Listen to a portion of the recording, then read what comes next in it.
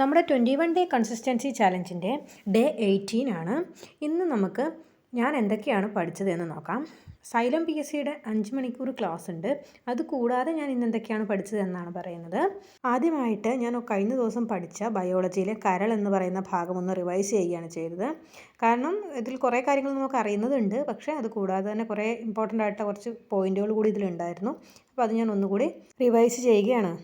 നമുക്കറിയാം, നമ്മൾ പഠിക്കുന്നത് എത്രത്തോളം ഇമ്പോർട്ടൻ്റ് ആണോ അത്രത്തോളം തന്നെ ഇമ്പോർട്ടൻ്റ് ആണ് നമ്മൾ പഠിച്ച കാര്യങ്ങൾ അടുത്ത ദിവസം തന്നെ ഒന്ന് റിവൈസ് ചെയ്യുക എന്നുള്ളത്. പഠിച്ച കാര്യങ്ങളെല്ലാം മറന്നു പോകുക എന്നുള്ളത് നമ്മുടെ ഹ്യൂമൻ ബ്രെയിനിൻ്റെ ഒരു പ്രത്യേകതയാണ്. അതുകൊണ്ട് തന്നെ ഇങ്ങനെ മറക്കാതെ നമ്മളുടെ മനസ്സിലേക്ക് ഉറപ്പിക്കുക എന്നുള്ളത് നമ്മളുടെ ഓരോരുത്തരുടെയും കടമയാണ്.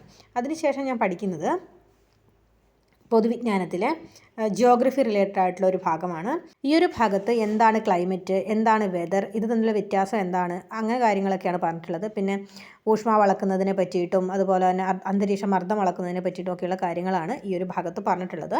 അത് ഞാൻ നമ്മുടെ പരീക്ഷകൾക്കെല്ലാം വരുന്നതാണ്. ഇതിൽ SCERT NCERT രണ്ടും ചെയ്തിട്ടുണ്ട്. അതുപോലെ തന്നെ പിന്നെ അതിലുണ്ടായിരുന്ന കുറച്ച് ഡേറ്റുകൾ ഞാൻ എഴുതി വെക്കുകയാണ്.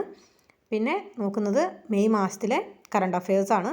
ആസ് യൂഷ്വൽ വെക്കാബ്സ്പീഡിയൻ്റെ കറണ്ട് അഫെയർ PDF തന്നെയാണ് നോക്കുന്നത്. ഏപ്രിൽ വരെയുള്ള കറണ്ട് അഫയേഴ്സ് ഞാൻ ഓൾറെഡി നോക്കിയിട്ടുണ്ടായിരുന്നു. അതിൻ്റെ റിവിഷനും ഒന്ന് കഴിഞ്ഞതാണ്. ഇത് ഞാൻ നോക്കുന്നത് മെയ് മാസത്തെയാണ്, ആദ്യമായിട്ടാണ് നോക്കുന്നത്. അതുകൊണ്ട് അത് നല്ല രീതിയിൽ കൃത്യമായിട്ട് വായിച്ച് പോവുകയാണ്.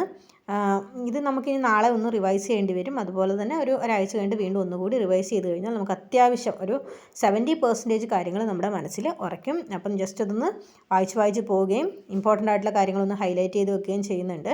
ഇതിൽ ഒരുപാട് കാര്യങ്ങൾ നമുക്ക് പറയുന്നുണ്ട്. അപ്പോൾ അതിൽ എനിക്കെന്താണോ ഇമ്പോർട്ടൻ്റ് ആയിട്ട് തോന്നുന്നത് ആ കാര്യങ്ങളാണ് ഞാൻ ഹൈലൈറ്റ് ചെയ്യുന്നത്. സൈലത്തിൻ്റെ ഓൺലൈൻ ക്ലാസ്സിൽ ജോഗ്രഫിയുടെ സാറ് അറ്റ്ലസ് വാങ്ങിയിട്ട് ഓരോ സ്റ്റേറ്റുകളും അതുപോലെ തന്നെ കേരളത്തിലുള്ള സ്ഥലങ്ങളും ഒക്കെ ഒന്ന് പരിചയപ്പെടാൻ പറഞ്ഞിട്ടുണ്ടായിരുന്നു. അതുകൊണ്ട് ഞാനൊരു അറ്റ്ലസ് വാങ്ങിയിട്ടുണ്ടായിരുന്നു. അറ്റ്ലസ് വാങ്ങിയതിന് ശേഷം ഇന്ത്യയിലെ സ്ഥലങ്ങളൊക്കെ ഒന്ന് ജസ്റ്റ് ഒന്ന് നോക്കിപ്പോവാണ്. അതുപോലെ തന്നെ ക്യാപിറ്റൽ സിറ്റീസും ഒന്ന് നോക്കി പോകുന്നുണ്ട്.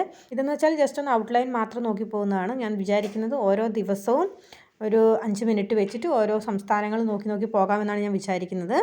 അപ്പം അങ്ങനെ നമ്മൾ പോയി കഴിഞ്ഞാൽ ജോഗ്രഫി നമുക്ക് നല്ല രീതിയിൽ ഉറയ്ക്കും. കാരണം നമ്മൾ മനസ്സിലാക്കിയാണല്ലോ പഠിച്ചു പോകുന്നത്. ജോഗ്രഫി എന്ന് പറയുന്നത് നമ്മളിങ്ങനെ മനസ്സിലാക്കി പോകുന്നതാണ്.